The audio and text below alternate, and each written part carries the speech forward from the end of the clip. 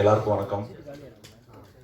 உண்மையாகவே எனக்கு இந்த படத்து இயக்குனர் இது 1.5 வருஷத்துக்கு முன்னாடி எனக்கு தெரியவே தெரியாது.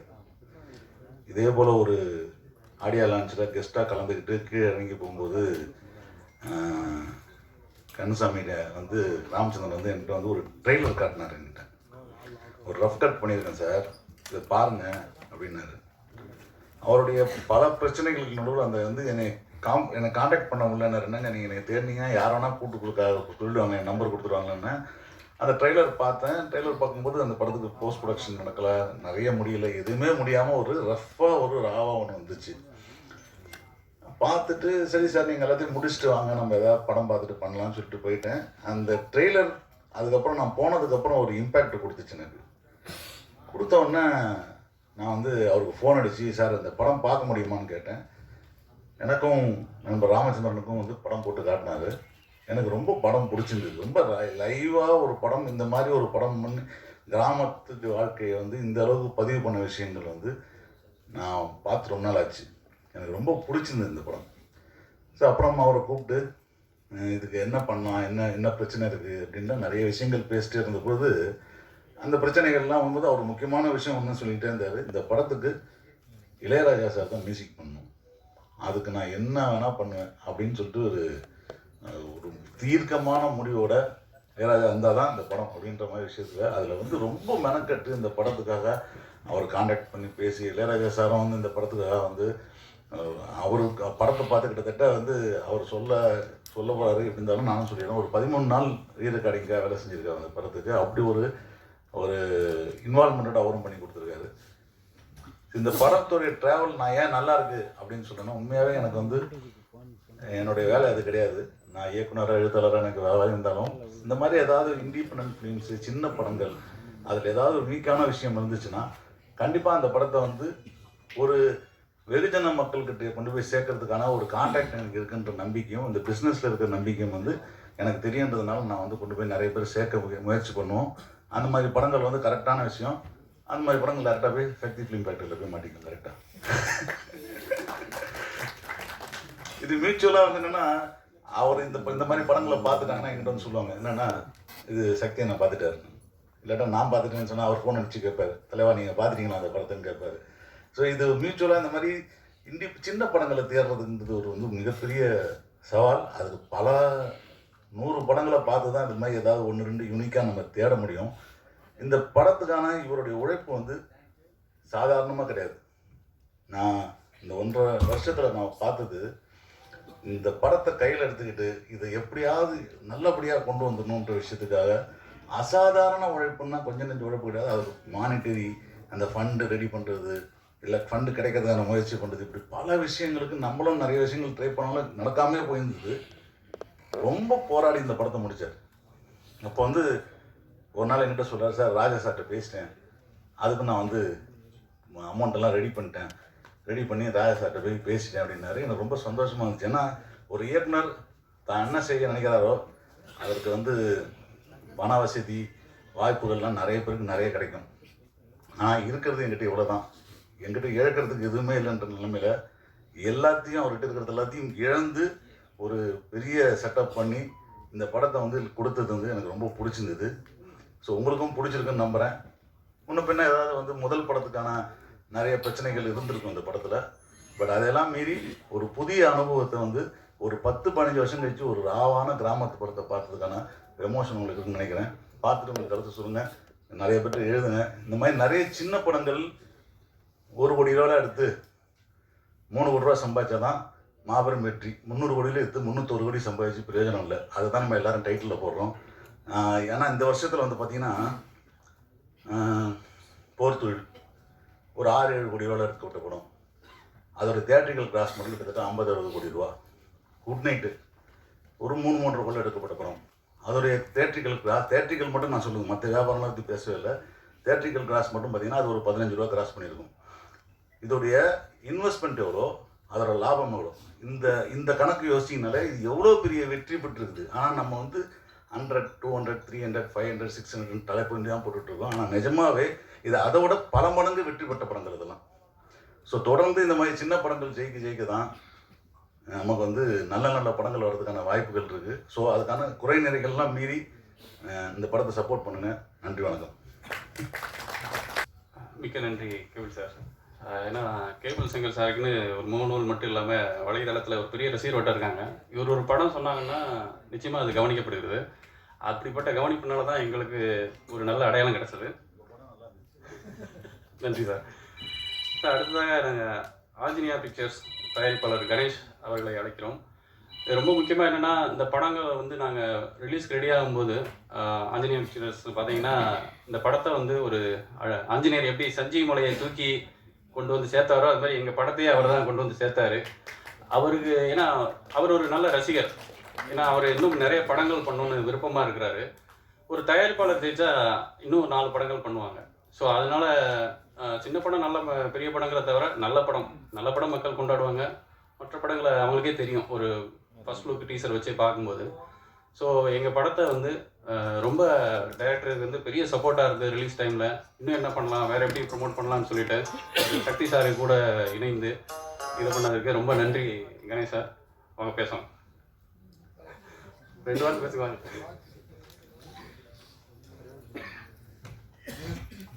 அது வரைக்கும் மேடையில் பேசி பழக்கம் இல்லை. அவ்வளோதான், வேற ஒன்றும் வராது. அடுத்ததாக வந்து இந்த படம் ஃபர்ஸ்ட் லுக் விட்டாங்க ஒரு 2 வாரத்துக்கு முன்னாடி. நம்ம சிங்கப்பூரில் நம்ம ஃப்ரெண்ட்ஸ்லாம் இருக்காங்க, அங்கே கன்ஸ்ட்ரக்ஷன் ஒர்க் பண்ணுற ஆட்கள், நம்ம மாதிரி தொழிலாளர்கள் தான். ஃபோன் அடித்து அவ்வளோ படம் பார்த்தேன், படம் ஹிட் ஆகிடும் அப்படின்னாங்க. இல்லை போஸ்டரை பார்த்தே சொல்கிற, நீ எங்கே பார்த்த அப்படின்னு. இல்லை போஸ்டரில் வந்து சக்தி ஃபிலிம் ஃபேக்ட்ரி இருக்குது, ரிலீஸ் பண்ணுறாங்க. அப்போ நிச்சயமாக வந்து ஒரு தரமான படமாக இருக்குங்கிறத வந்து அண்ணனுடைய ஒரு கிட்டத்தட்ட 25 ஆண்டுகளுக்கு மேலான ஒரு கடின உழைப்பு. கேபிள் சங்கர் சார் சொன்ன மாதிரி டிஸ்ட்ரிபியூஷனில் வந்து நீங்கள் ஒரு படத்தை வெளியில் நல்ல படத்தை கொண்டு வரதுக்கு கிட்டத்தட்ட கடலில் முங்கி முத்தெடுக்கிற மாதிரி 100 படங்களை பார்க்கணும். அதை பார்த்துட்டு இது மல்டிப்ளெக்ஸ் போகுமா, இது சிங்கிள் ஸ்க்ரீன் போகுமா, எத்தனை என்ன ஹோல்ட் பண்ணணும் அந்த தேட்டரை, என்ன ஆடியன்ஸ் உள்ளே வர வரைக்கும். இன்றைக்கு மவுத் டாக் தான், வேர்ட் ஆஃப் மவுத் தான். என்ன ப்ரமோஷன் பண்ணாலுமே நல்லா இருக்குங்கிற ஒரு திருப்தி, ஒரு நல்ல சாப்பாடு சாப்பிட்ட மாதிரி, ஒரு நல்ல படத்தை பார்த்த மாதிரி ரசிகர்கள் சொல்கிறது தான். ஆனால் அந்த ரசிகர்கள் சொல்லுவாங்கங்கிற கான்ஃபிடென்ட் சக்தி சாருக்கு இந்த படம் பார்த்த உடனே இருந்து அவர் கூட தான் நானும் ஃபஸ்ட்டு பார்த்தேன். நான் படம் அவ்வளோ ரொம்ப சிரித்து என்ஜாய் பண்ணி பார்த்தாரு. அது நீங்கள் இப்போ எப்படி ஒரு ஏவிஎம், விஜயவாகினி, ஜெமினி சினிமாஸ் மாதிரி இருக்கோ அது மாதிரி இன்னும் வருங்காலத்தில் சக்தி ஃபிலிம் ஃபேக்ட்ரி வெள்ளி விழா பொன் விழா கடந்து நிற்கும். அது ரொம்ப ரொம்ப சாதாரண வேலை இல்லை. ஏன்னா நீங்கள் வெளியில் பார்க்கும்போது வாரம் ஒரு 2 வாரத்துக்கு ஒரு தடவை படம் ரிலீஸ் ஆகுது. அப்படிங்கும்போது அவ்வளோ ப்ரெஷர் இருக்கும், மன உளைச்சல் இருக்கும், ஒரு சிஸ்டமேட்டிக் இருக்கணும். அது அவங்க நிறுவனமே அதுக்கு பயங்கர இது பண்ணுறாங்க. பெரிய படங்களை ஈஸியாக ரிலீஸ் பண்ணிடலாம், அது ஒரு இதுவுமே கிடையாது. சின்ன படங்களை, நல்ல படங்களை அவர் சிக்னேச்சர் ரிலீஸுங்கும் போது பார்த்தீங்கன்னா உண்மையிலே அது கையெழுத்து மாதிரி தான். அவரோட கையெழுத்து இருந்ததுனால தான் எங்களுடைய படங்களுடைய தலைவிதியே மாறி இருக்கு. ஸோ அவரை நாங்கள் பேச அழைக்கிறோம். வந்திருக்கிற படங்களில் புதிய இயக்குநர்கள் இயக்கின படங்களில் ஒரு லிஸ்ட்டு இப்போ இந்த 2023 முடிய போகிறதுலாம் நிறைய தொலைக்காட்சி நிறுவனங்கள்லாம் போட்டிருக்காங்க. அதில் புதிய இயக்குநர்கள் ரிலீஸ் ஆன படங்களில் சக்ஸஸ்ஃபுல் டைரக்டர்ஸாக அந்த ப்ராஜெக்டை கொண்டு போய் டிஸ்ட்ரிபியூட் பண்ண படத்தில் 10 பேரில் 6 படம் வருது. அனைவருக்கும் வணக்கம். கேபிள் சங்கர் சார் சொன்ன மாதிரி 2023 வெளியான படங்களில் அறிமுக இயக்குநர்களில் சிறந்த படங்கள் அப்படின்னு சொல்லிட்டு ஒரு 11 படங்கள் லிஸ்ட் பண்ணியிருந்தாங்க ஒரு ஊடகம், தொலைக்காட்சி ஊடகம். அதில் ஒரு ரொம்ப சந்தோஷமான விஷயம், அந்த 11 படத்தில் 6 படம் நம்ம கம்பெனி மூலயமா பண்ணியிருக்கோங்கிறது ரொம்ப சந்தோஷமாக இருந்துச்சு. அது அது அது எல்லாமே சின்ன படங்கள், எல்லாமே பெரிய ஸ்டார் காஸ்ட் சப்போர்ட்டோடு வராத படங்கள். அதை மீடியா, ப்ரெசன்ட் மீடியா சப்போர்ட்டில் மட்டும்தான் அந்த படங்கள் வெளியில் தெரிய வச்சுது. ஏன்னா 2 கோடி 3 கோடி ப்ரொமோஷனல் எக்ஸ்பென்ஸ் பண்ணக்கூடிய படங்கள் கிடையாது. அது இந்த படம் நல்லா இருக்குது, ரசிகர்கள் நீங்கள் பாருங்கள் அப்படின்னு நீங்கள் சொல்கிறத வச்சு வளர்ந்த படங்கள். அந்த படத்தை நீங்கள் கையில் எடுத்துகிட்டு போனீங்க.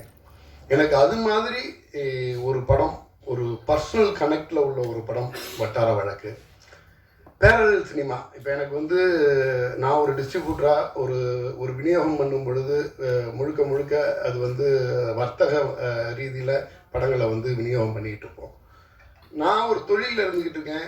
என் தொழிலில் ஒரு பேரல் சினிமா அல்லது ஒரு ஆத்மார்த்தமாக ஒரு கலைஞர் ஒரு படத்தை பண்ணுறாரு அப்படிங்கிறப்ப என் மன திருப்திக்கு ஒரு சில விஷயம் பண்ணணும் அப்படின்னு நினைப்போம்ல, அந்த மாதிரி ஒரு படம் வட்டார வழக்கு. இந்த படத்தை எடுத்துட்டு என்னென்னா இங்கே நிறைய பிரச்சனைகள் இருக்குது. இன்னைக்கு ஒரு ப்ரொமோஷன்னா ஒரு 2 கோடி ரூபா 3 கோடி ரூபா ப்ரொமோஷன் பண்ணால் தான் அந்த சவுண்டு வந்து கடைகோடி ரசிகர்கிட்ட வரைக்கும் போய் சேருது.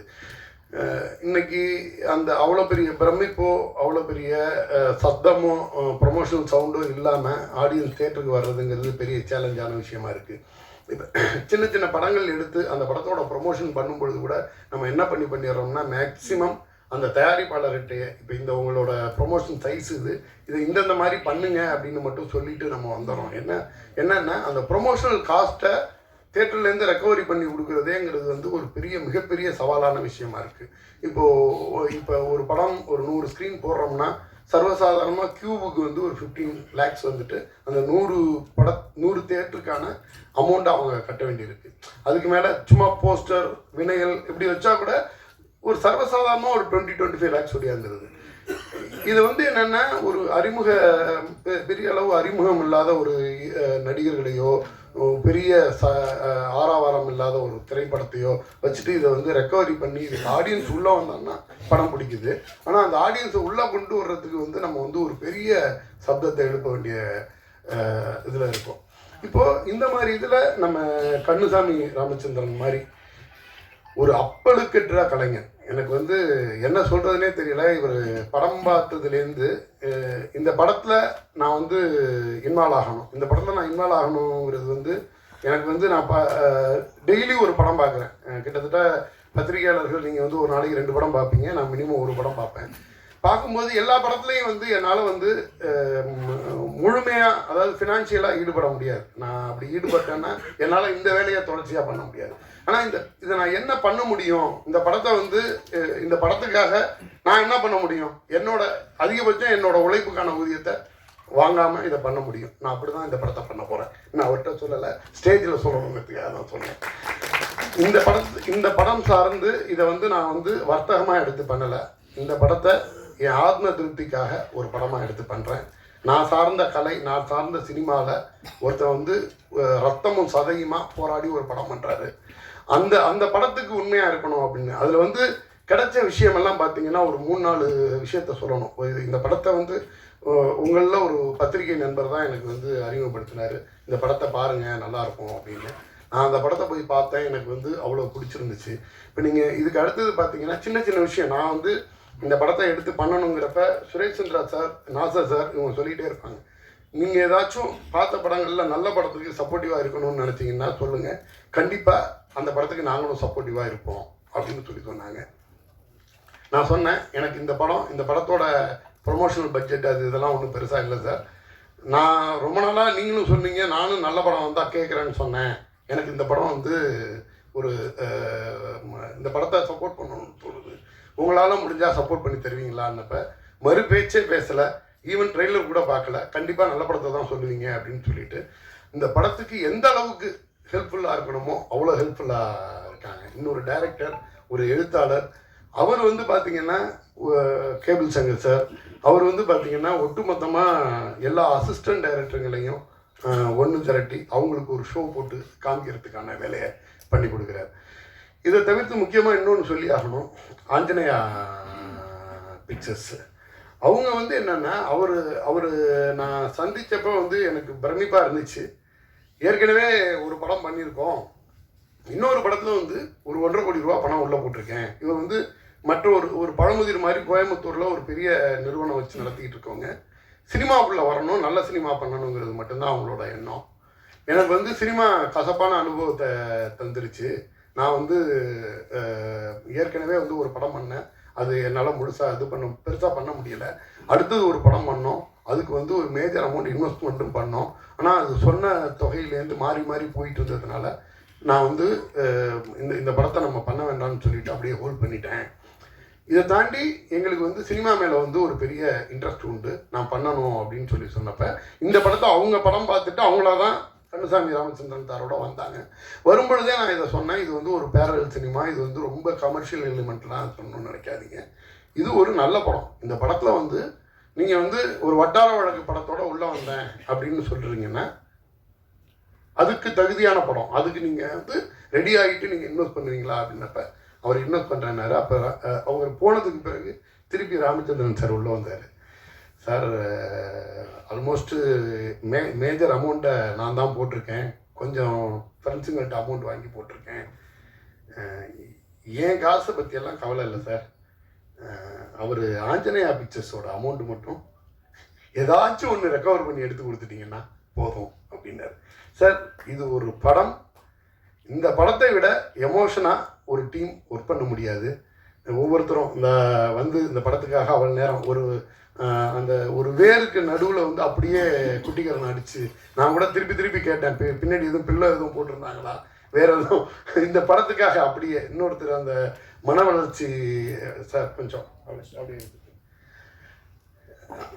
அவர் வந்து இந்த ரோல் வந்து ஒரு மன வளர்ச்சி குன்றியவரை பார்த்து அப்படியே நடிச்சிருக்காரு. அவர் வந்து நான் இத்தனை வருஷம் பண்ண போராட்டத்தில் இந்த ஸ்க்ரீனில் என்னோட நடிப்பு வந்து எனக்கு அவ்வளோ பெரிய ஆறுதலை தந்துச்சுன்னு சொல்லும் போதே அப்படியே கண்ணு தண்ணி விட்டு அழுதார்.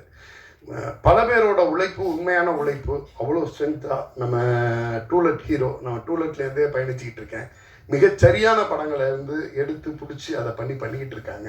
ரவீனா சொல்லவே வேண்டாம், ஒருவேளை உங்கள் தம்ப்லைனுக்கான ஹீரோயின் நினைக்கிறது.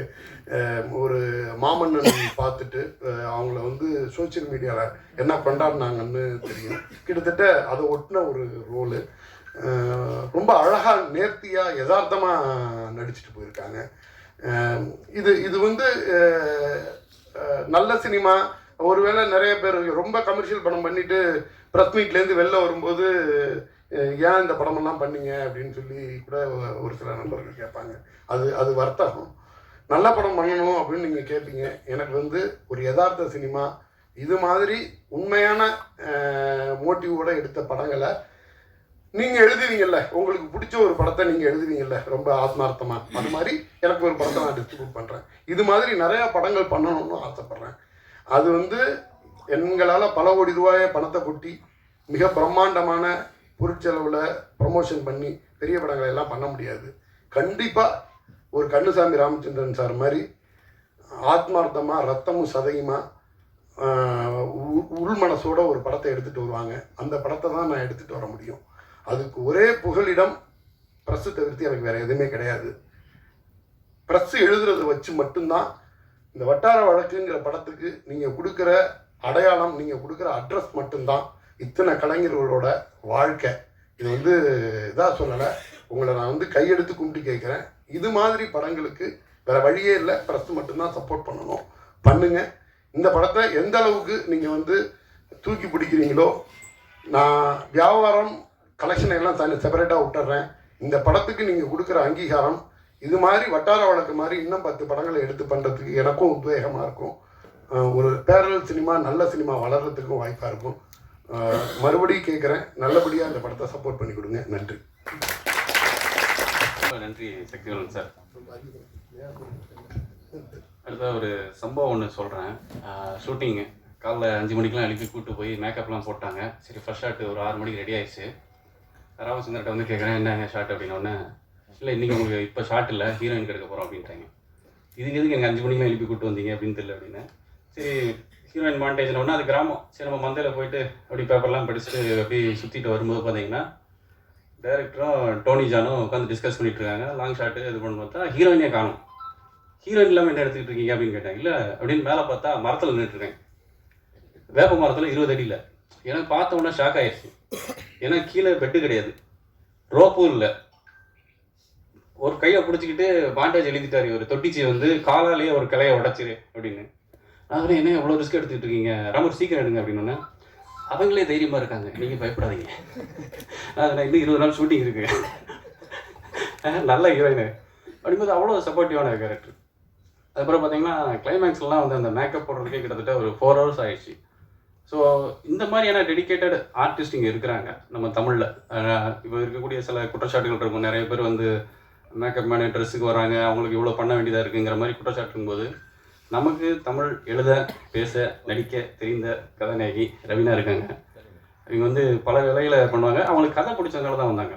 கதை எப்படி வந்து ஒரு அவங்களுக்கு எவ்வளோ ஒரு, ஏன்னா அவங்க அனுபவம் கேர் இன்ஸ்டியூட்டில் படித்தவங்க பாம்பேயில், அவங்க சவுத் இந்தியாவிலே அவங்களுக்கு எல்லாரையும் தெரியும். ஸோ ரொம்ப அருமையான ஆர்டிஸ்ட் அவங்க. பண்ணும்போது டேரக்டர்கிட்ட கேட்பாங்க. அப்புறம் அந்த மரம் உடைக்கிற ஷார்ட் எடுத்தாச்சு. சரி அடுத்து எடுக்க போகலான்னு மேலேருந்து ஒரு சவுண்டு, சார் ஓகேயா ஒன் மோரா, இந்த கேள்வி கேட்டோன்னே திரும்ப அப்போ ஒரு க்ளோஸ் ஃபோட்டோ எடுத்துக்கோமா இந்த கால் மட்டும் அப்படின்னு அடுத்து சரி சரி சீக்கிரம் எடுங்க அப்படின்னோடனே லென்ஸை மாற்றி திரும்ப எடுக்கிறாங்க. ஓகே அடுத்து ஷிஃப்டிங் போகலான்னா திரும்ப ஒரு மேலேருந்து ஒரு சவுண்டு, சார் ஓகேயா ஒன் மோரா.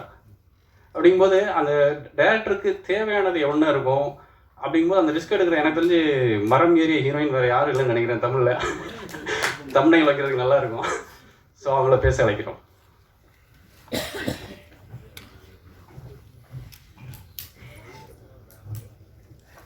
தேங்க்யூ சந்தோஷ். ஆக்சுவலி எனக்கு தான் தெரியும் எவ்வளோ பக்குன்னு இருந்துச்சுன்னு. பட் டைரக்டர் அதை கேட்டார். ஸோ ஐ தாட் ரிஸ்க் எடுத்து தான் பண்ணேன். அன்றைக்கே அம்மா திட்டிகிட்டு இருந்தாங்க ஏன் இப்படியெல்லாம் ரிஸ்க் எடுக்கிறேன் அப்படின்னு. But I wanted the short to be nice. So thank you present media and thank you Shakti sir. First of all 2019 பண்ண படம் இது. ரொம்ப வருஷம் ஆயிடுச்சு அண்ட் அதுக்கு ஒரு வெளிச்சம் இருக்குன்னா it's because of you. And Ramchandran sir, I believe நீங்கள் என்ன நினச்சிங்களோ அது வந்திருக்குன்னு நான் நம்புகிறேன். ரொம்ப நல்ல கதையாக இருந்தது நரேட் பண்ணும்போது. ஸோ அதுக்கேற்ற மாதிரியும் அவர் ஷூட் பண்ணியிருக்காரு. படம் நல்லா வந்திருக்குன்னு நம்புகிறேன். 29th ரிலீஸ் ஆகுது. இது அவர் சொன்ன மாதிரி தான், இது ப்ரெசன்ட் மீடியா கையில் மட்டும்தான் இருக்குது. பிகாஸ் எல்லாருமே குட்டி குட்டி ஆர்டிஸ்ட் அண்ட் டைரக்டருக்கு ஃபஸ்ட்டு படம். ஸோ உங்களோட சப்போர்ட் இதுக்கு ரொம்ப தேவை. அவர் ரத்தம் சதை போட்டு அது it's not just a line, அது உண்மை தான். பிகாஸ் நான் பார்த்துருக்கேன். அண்ட் நானும் ஒரு 3-4 டேஸில் ஐயோ என்னடா அது கொஞ்சம் அன்கம்ஃபர்டபுளாக இருக்குது. பிகாஸ் ஒரு கம்ஃபர்ட்டுமே இல்லாமல் ஒரு caravan is secondary, but basic needs கூட கொஞ்சம் இடிச்சுது. ஸோ ஐ தாட் சரி ஓகே பண்ணிடலாம் முடிச்சிடலாம். ஏன்னா எவ்ரிடே வந்து ஒரு வீட்டில் அந்த தெருவில் அந்த ஊரில் எல்லாரும் ஃப்ரெண்ட்ஸ் ஆகிட்டாங்க. ஆஃப்டர் பாயிண்ட் அது ஜாலி ஆகிடுச்சு. பிகாஸ் ப்ரொடக்ஷன்லாம் சாப்பாடு வேணாம், அங்கேருந்து இட்லி கறி குழம்பு இன்னைக்கு வருது, இன்னொரு வீட்டிலேருந்து கூழ் வருது, இன்னொரு வீட்டிலேருந்து சம்திங் அது அதர் எவ்ரிடே. அது ஒரு ஃபன் டைப் ஆகிடுச்சு. So I enjoy shooting after point. And அந்த கிராமத்து மக்களும் எல்லாருமே ரொம்ப சப்போர்ட்டிவாக இருந்திருந்தாங்க அந்த டைமில். ஸோ எல்லோரும் படம் தியேட்டரில் பாருங்கள். ரொம்ப கஷ்டப்பட்டு தான் each and everybody, not just me. And ஒரு நாள் நான் ஷூட் போகும்போது சந்தோஷ் அந்த ஃபயர் இது சீன் பார்த்துருப்பீங்க, அது டூப் இல்லாமல் தானே எடுத்துகிட்டு இருந்தாங்க. ஸோ அவரும் அந்த ரிஸ்க்லாம் ரொம்ப போட்டு பண்ணிட்டு தான் இந்த லெவலுக்கு வந்திருக்கு. So everybody please support. And ஆடியன்ஸுமே சின்ன படம் இது ஓடிடியில் வந்து பார்த்துக்கலாம் அப்படின்னு இருக்காமல் தியேட்டர்ஸ்க்கு வந்து சப்போர்ட் பண்ணுங்கள். அவர் சொன்ன மாதிரி தான் பெரிய படம் it is always a success, எப்படினாலும் அது ரெக்கவர் ஆகிடும். பட் சின்ன படங்கள் உங்களோட சப்போர்ட்டில் தான் இருக்குது. So please everybody watch in theatres. Thank you. Risk எடுத்து நடிச்சதாக சொன்னாங்க. உண்மையிலே வந்து எனக்கு முதல் படம் டூலெட் வந்து ஒரு ரிஸ்க்கும் இல்லை, வீடு வீடாக பார்க்கணும் அவ்வளோதான் வந்து. ஏன்னா அது இங்கே கேமராமேன் குருநாதர் அது செலியன் சாருங்கிறவங்க அந்த ஒரு பயம்தான் வாத்தியாக இருக்கிறதுனால. இப்போ இந்த படத்துக்கு வந்து என்னென்னா ரேக்லா ஓட்டணுன்ட்டார் எடுத்த உடனே. ரேக்லா அதுக்கு முன்னாடி நான் பார்த்ததே இல்லை, ரேஸ் கூட பார்த்ததே கிடையாது. சரி அப்படின்னு சொல்லிட்டு ரேக்லாவில் வந்து இந்த ஏர் ஓட்டாளி இறங்க ஓட்டாளின்னு இருப்பாங்க, கூடயே நம்ம கூட ஒருத்தவங்க ஓடி வருவாங்க, பின்னாடி நமக்கு சப்போர்ட் இருப்பாங்க. சரி இந்த தைரியத்தில் வந்து நானும் அவர் விசித்திரன் தான் வந்தோம். விசித்திரன் பார்த்தாரு, இந்த மாடை பார்த்தாலே டேஞ்சரு, நீங்களாம் ரிஸ்க் எடுத்துகிட்டு ரஸ்க்கு சாப்பிடுங்க, நான் வரல, நான் ப்ரொடக்ஷனில் கொடுக்குறதே சாப்பிட்டுக்கிறேன் அப்படின்ட்டாப்புல. சரி நான் அந்த மாடை வந்து கொஞ்சம் பழகிறதுக்காக அதுக்கு கடலை மிட்டாய் கருப்பட்டிலாம் கொடுத்து அதெல்லாம் தடவி கொடுத்து எல்லாம் செட் பண்ணியாச்சு.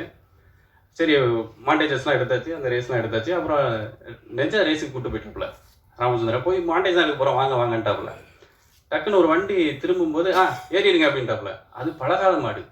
இல்லை பக்கத்தில் ஆள் இருக்காங்க, நீங்கள் ஏறுங்க ஒன்றும் பண்ண முடியாது. அப்படி கொஞ்சம் தூரம் போயிட்ட பிறகு நீங்கள் இறங்கலாம். சுரேஷ் கேமராமேனு ரெடிப்பா ஜூம் போட்டுக்க பண்ணிக்கோங்கன்னொன்னே எல்லாம் ரெடி ஆயிடுச்சு.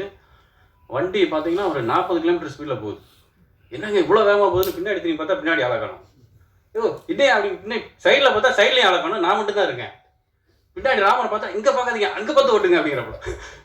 சரி ஓகே. என்னன்னா அந்த ரேக்லால வந்து என்னன்னா ஒரு மாடு இன்னொரு மாடு ஒன்று வேகமாக ஓடும், ஒன்று அதை அட்ஜஸ்ட் பண்ணி ஓடும். இதெல்லாம் நான் கற்றுக்கிட்டது இந்த படத்துக்காக. சரி அது என்னன்னா அப்படி இடது பக்கம் திரும்பினா லெஃப்ட் போயிடும், வலது பக்கம் திரும்பினா ரைட்டு போயிடும். ரெண்டையும் பிடிச்சி இழுத்தோம்னா தான் நிற்கும். சரி ஷார்ட் முடிஞ்சிருக்கணும், பிடிச்சி இழுத்தா பிரேக்கை போட்டால் நிற்க மாட்டேங்குது, அது பிடிச்சிக்கிட்டு போகுது. சரி போகிற வரைக்கும் போவோம் அப்படின்னு நிற்கன்னு பார்த்தா இடையில கம்மாக்குள்ளே இறங்கிச்சு. ரேஸ் நேராக போயிட்டு இருக்கு, இவங்க லெஃப்ட்டு போயிடுச்சு. ஐயோ பார்த்தா உள்ள ஃபுல்லாக கருவேல மரம், உள்ளே போட்டால் கிழிச்சிடும். என்ன பண்ணுறதுன்னு தெரியலங்கும் போது வேறு வழி இல்லை, சின்ன ஒரு பயம் வேறு, ஏன்னா குதிச்சாகணும். குளிச்சு ரொட்டேட் ஆகி வந்து கீழே நின்றுட்டு இப்படி திரும்பி பார்த்தேன், இன்னைக்கு கொண்டு வந்து எங்கே கோத்துக்கிட்டு இருக்க பார்த்தியா ராமச்சந்திரா அப்படிங்கிற மாதிரி. சூப்பர் சுரேஷ் ஷார்ட் கிடச்சிதா அப்படின்னு. சுரேஷ் சத்த பக்கம்ட்டு ஃபோக்கஸ் மிஸ் ஆயிடுச்சு, ஒன்றும் ஒரு பழம். டேய் ஏன்னா இப்படி பண்ணுற சுரேஷ் அப்படின்னா, அது மாதிரி இது எதுக்கு சொல்ல வந்தோன்னு வச்சுக்கோங்களேன், டைரக்ஷனுக்குள்ளே போயிட்டா அப்படின்னா காது கேட்காது, அவ்வளோ ஆர்வமாக இருப்பாப்புல. இதே மாதிரி தான் பல வேலை. இந்த ஒரு கடா முட்டு பார்த்தீங்கன்னா அந்த ஆட்டை அதே மாதிரி பழகி வச்சுருந்தா அது அப்படி நீங்கள் ஷார்ட்டில் கூட இருக்கும். அது முட்டின உடனே நான் கீழே விழுந்துருவேன்.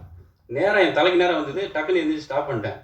அது முடிஞ்ச உடனே மற்ற டேரக்டர் என்ன பண்ணுவாங்கன்னா, அது அந்த கலை மேலே இருக்க இதில் சொல்கிறேன், பார்த்து பத்திரமா இருந்தீங்களா அப்படிம்பாங்க. இவர் சூப்பராக எழுந்திரிச்சிங்க அப்படிங்கிறாரு. நான் வந்து கஷ்டப்படி சமாளிச்சுட்டு இருக்கிறதெல்லாம் இவர் சூப்பர் சூப்பர் இதுதாங்க வேணும், அப்படியே அசலாக சேங்க மாதிரி மாறிட்டீங்க அப்படிங்க. அப்படிங்கும்போது அந்த டைரக்ஷன் மேலே இருக்கக்கூடிய தாகம். இந்த படத்தில் எல்லாருமே ஒர்க் பண்ணது பார்த்தீங்கன்னா, நான் வழக்கமாக சொல்கிறேன், என்னோட கோ டைரக்டர்ஸ், அசிஸ்டன்ட் டைரக்டர்ஸ், டேரக்டர்ஸ்கிட்ட ஒரு நல்ல நோக்கத்துக்காக நீங்கள் படம் எடுத்தீங்கன்னு வச்சுக்கோங்களேன், நிறைய நல்ல விஷயங்கள் சேரும். இன்றைக்கி இந்த ரவீனா ஆகட்டும், சக்தி சார் ஆகட்டும், கேமராமேன், முக்கியமாக நான் இந்த படத்தோட முதல் ஹீரோவாக சொல்கிறது ராஜா சார் தான். அவர் இல்லாமல் இந்த படமே கிடையாது. ஸோ ஏன்னா மியூசிக் வந்து எனக்கு, நான் ராஜா சார் பார்த்து வளர்ந்த பையன். ஸோ அவரோட மியூசிக் ரொம்ப இதாக இருந்தது. ஸோ ஒரு நல்ல மனிதனுக்கு இன்றைக்கு இருக்கக்கூடிய இளைஞர்களுக்கும் சொல்கிறேன், எல்லாம் அசிஸ்டன்ட் டைரக்டராக ட்ரை பண்ணிட்டு இருக்கவங்க, உங்கள் நோக்கம் நல்லதாக இருந்தால் நல்ல டீம் சேரும். அப்படி தான் எங்களுக்கு டூலெட்டில் நடந்துச்சு. இப்போ வட்டார வழக்கு நடந்திருக்கு. இப்போ கண்டுசாமி ராமச்சந்திரன் பேசுவார்.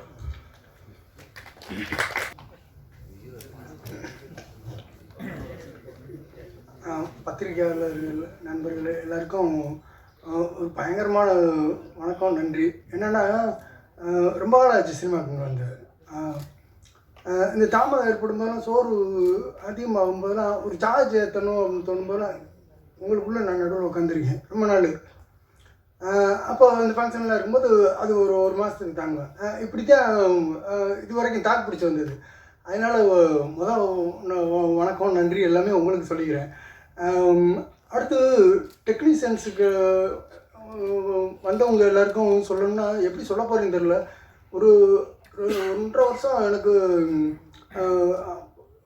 பொருளாதார ஒத்துழைப்பு, அவங்களோட ஒத்துழைப்பு எதுவுமே எக்ஸ்பெக்ட் பண்ணாமல் எனக்கு பண்ணியிருக்காங்க. அது சுருக்கமாக எப்படி ஒரு கொஞ்ச நேரத்துக்குள்ளே சொல்லணும்னா, ரொம்ப நேரம் பேசினாலும் போர் அடிச்சிடும். சுருக்கமாக எப்படி சொல்கிறேன்னு தெரியல. அதனால் எடிட்ரு இப்போ வரைக்கும் எடிட்ரு மட்டும் இல்லை, எல்லாருமே வந்து இப்போ வரைக்கும் சம்பளம்ன்றது ஒரு 80% வாங்கவே இல்லை. எடிட்ரு 6 அசிஸ்டண்ட்டு, சூர்யா, அஜித்து, பிக்கி, சதீஷ், கணேஷ், எல்லாம் அவங்க காசு போட்டுட்டு அவங்க ஒர்க்குக்கு போவாங்க வருவாங்க. என்ன எதுவுமே என்கிட்ட எதிர்பார்க்க மாட்டாங்க. பயங்கரமான ஒத்துழைப்பு இப்போ வரைக்கும் எடிட்ரு. கேமராமேன் 2 பேரும், டோனி ஜான் 2 கேமரா வேணுன்றதில் பிடிவாதமாக இருந்தது. குரசோவா மாதிரி பண்ணணுன்ட்டு, அவரோட குழந்தைக்கு கீழே தான் நான் குரசோவா மாதிரி மேக் பண்ணணுன்ட்டு 2 கேமரா யூஸ் பண்ணேன். அப்போ 2 பேரையும் கூப்பிட்டு டோனி ஜானையும் சுரேஷ் கேட்கும்போது தாராளமாக பண்ணலாம், அந்த ரிவானி ஸ்கிரிப்டை படிச்சுட்டு நல்லா பண்ணலாம்ட்டு 2 பேரும் வந்தாங்க. இப்போ வரைக்கும் அவங்களுக்கான சம்பளத்தெல்லாம் கேட்டிங்கன்னா கொஞ்சம் கூட நம்ப மாட்டீங்க. ஒரு கூலி வேலை பார்க்குற ஆளோட குறைவாக நான் கொடுத்தது மொத்த சம்பளத்தையும் சேர்த்தோம்னா. அவங்க 2 பேரும் அவ்வளோ பயங்கரமான ஒத்துழைப்பு. இப்போ வரைக்கும் என்னன்னு கூட கேட்டுக்கல, வந்து படம் பார்த்தோம், திருப்தி, இது போதும் அப்படின்ட்டே இருப்பாங்க. அது பிறகு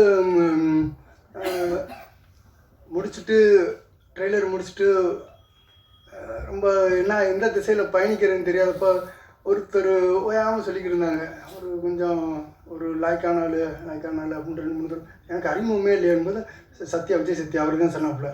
நம்ம எனக்கு சாரை தெரியும் அப்படின்ட்டு கூப்பிட்டு போய் இந்த பிரசாத்தில் ஷோ விட்டு வெளியே வரும்போது கேபிள் சங்கர் சாரை காட்டினேன்.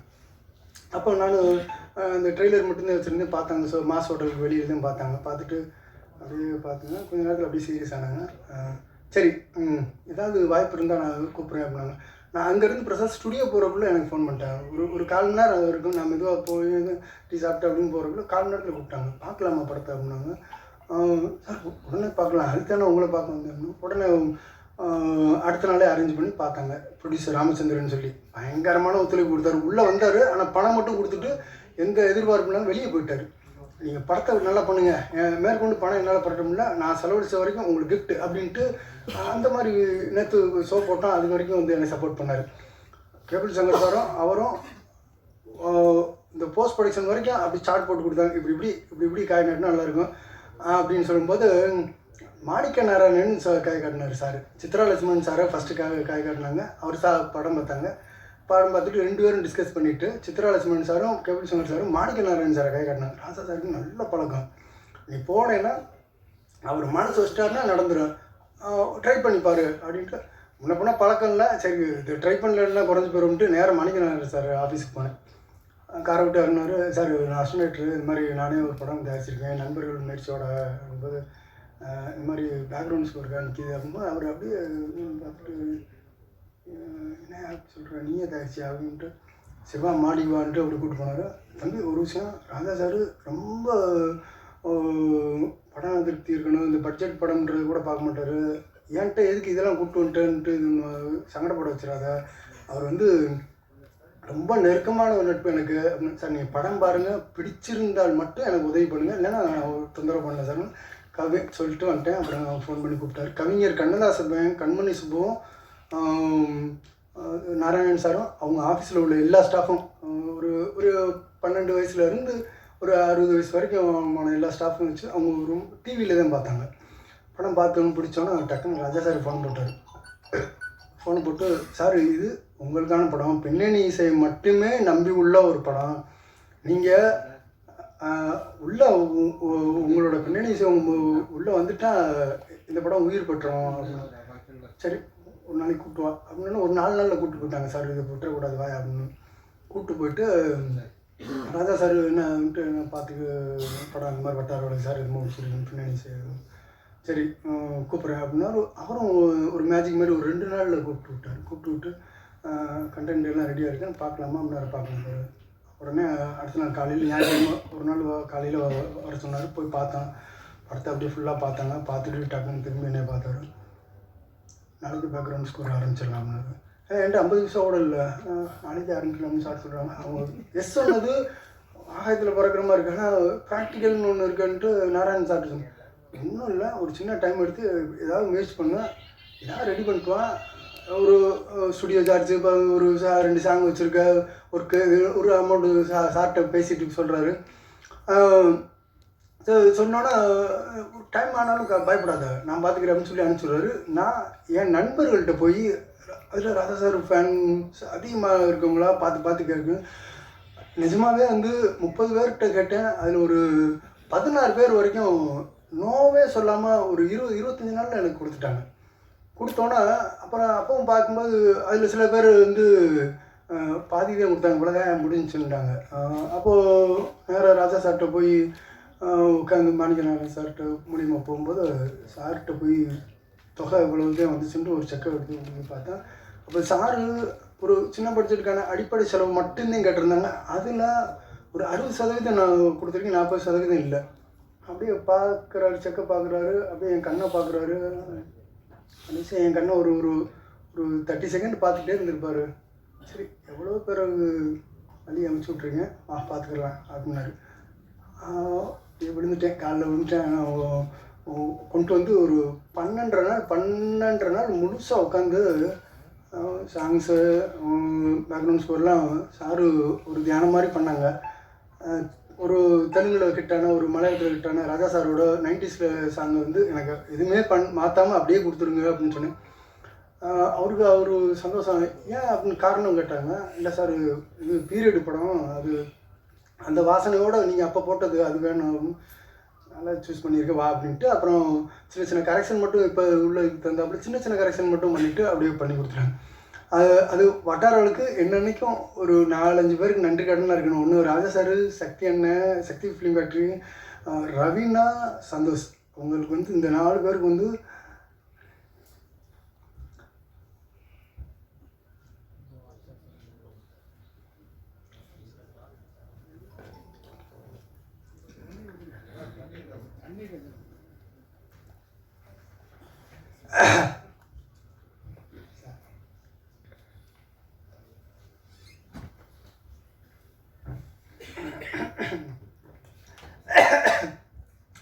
என்னன்னா சார் இந்த எமோஷனலுக்கு காரணம் என்னென்னா, ரவீனாவுக்கும் சந்தோஷுக்கும் வந்து அவங்க இப்போ நான் இந்த மேடையில் சொன்னேன்னா ஒரு செயற்கையாக தெரியும், இவ்வளோ ஒத்துழைப்புலாம் எப்படியா கொடுப்பாங்க ஆர்டிஸ்ட்டுன்னு. நான் சந்தோஷம் வந்து ஒரு ரூம் மட்டும் எடுத்துக்கிட்டாப்புல. ஒரு என் ஊரில் கிராமத்தில் ரூம் மட்டும் எடுத்துக்கிட்டாப்புல. ரவினாவுக்கு நான் பார்த்து பண்ணி கொடுத்துங்க, எனக்கு இது போதும், ஏன்னா இந்த மூடு இந்த வாசனையோட என்ன இருக்குன்னுட்டு ஒரு பைக் கேட்டாப்புல. காரில் அரேஞ்ச் பண்ணாதீங்க, பைக் கொடுங்கன்ட்டு. அப்படியே அந்த இன்னொரு அந்த ஒரு சேங்க மரம் யாருன்னு கேட்டுட்டு அப்படியே ஸ்டடி பண்ணிக்கிட்டு வச்சுக்கிட்டு அந்த ரேக்கில் பந்தயம் ஓடுறதுன்றது அதெல்லாம் அவர் கம்மியாக சொல்லியிருக்காப்புல. இன்ட்ரெஸ்டிங்காக பேச முடியல, ஏன்னா எனக்கு கடந்த பூரா ஏன் நான் சீரியஸாகவே இருந்தேன். அதை அவர் மாதிரி ஜாலியாக சொல்ல முடியல. ஒரு தீ சுற்றும் போது நீங்கள் அந்த ஷார்ட்டை கொடுத்து பார்த்தீங்கன்னா தெரியும், அவர் தொடையில் ஒட்டிக்கிடுச்சு. தீ அந்த ஒட்டிக்கிட்டு வெந்து நைட்டு 12 மணிக்கு அவர் ஓரமாக போட்டுட்டு நான் செல்ஃபீஸாக தான் இயங்கினேன். ஏன்னா ஊர் க்ரௌடு 3 பேரை கூப்பிட்ருக்கேன், அவங்க அவ்வளோ ஒத்துழைப்பு கொடுத்துறாங்க. அந்த விட்டுறக்கூடாது, அந்த சொக்கப்பயம் கொடுத்துறது அதெல்லாம் எடுக்கணும்ட்டு நான் சந்தோஷம் கவனிக்கல. 2 இன்சிடெண்ட்டில் வந்து ஒரு சந்தோஷம் ஒரு 1.5 நாள் என்கிட்ட பேசாமே இருந்தாப்புல. ஒன்று இந்த ரெக்கில் பந்தயம் போகும்போது மேலூர்கிட்ட போகும்போது தூக்கி கம்மாக்குள்ளே எரிஞ்சிருச்சு, கருவேடை முள்ளுக்குள்ளே விழுந்துட்டாப்புல. அப்போ ஒரு 1.5 நாள் பேசாமல் இருந்தாப்புல. இதெல்லாம் ஃபைட் மாஸ்டர் வச்சு ப்ராப்பராக பண்ண வேண்டிய ஏரியா, என்ன எப்படி பண்ணிக்கிட்டு இருக்கா அப்படின்னாப்புல. சார் மரியாதை பேசுவாப்புல. நான் என் ஊரில் வளர்ந்தேன்னு அந்த ஸ்லாங்கில் சொல்கிறேன். ஆமாம் இப்படி பண்ணிக்கிட்டு இருக்கீங்க அப்படின்னாப்புல. இல்லைங்க இது மாதிரி பென்னர் மாதிரி ஆசைப்பட்டேன், நமக்கு பட்ஜெட் அதெல்லாம் சாத்தியமே இல்லை, நம்ம முடிஞ்ச வரைக்கும் என்ன மாதிரி இதெல்லாம் பண்ணாதாங்க கொஞ்சம் உயிராக வரும் அப்படின்னா. அப்புறம் ஒரு சினிமாவில் எனக்கு முன்னாடி டிஎஃப்டியிலேருந்து ஆரம்பித்தாரு. நம்மளாம் வெளியில் குடம்பகத்தில் வாய்ப்பு தேடிட்டு இருக்கும்போது ஒரு வேறு மாதிரி முறையாக படித்து வந்தார்.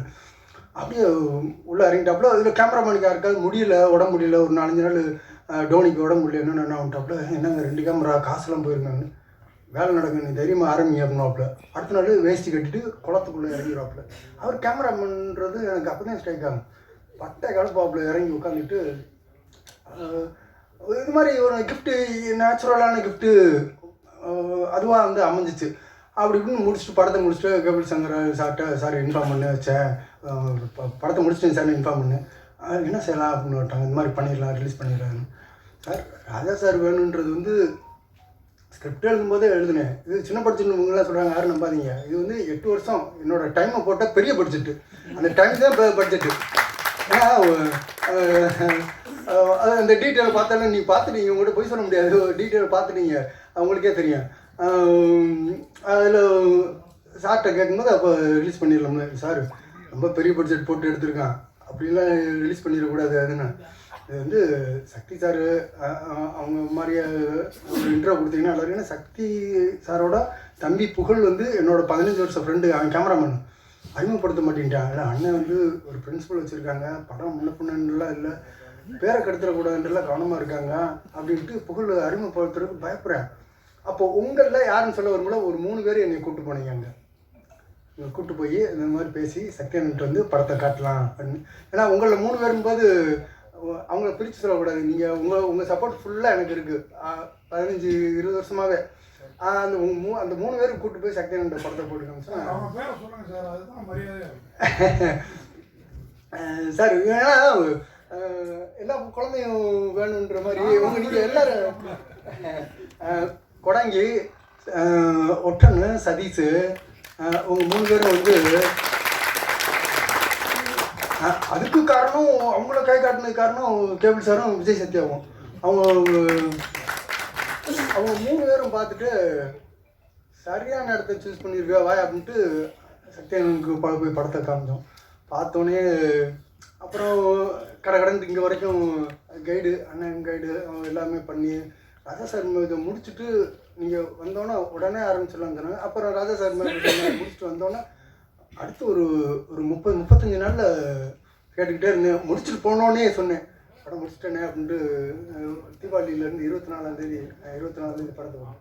அதே 4 நாள் தான் எனக்கு உடனே படத்தை ரிலீஸ் பண்ணுறேன், இரு வெயிட் பண்ணுங்க டிசம்பர் 1 கொடுங்கண்ணே.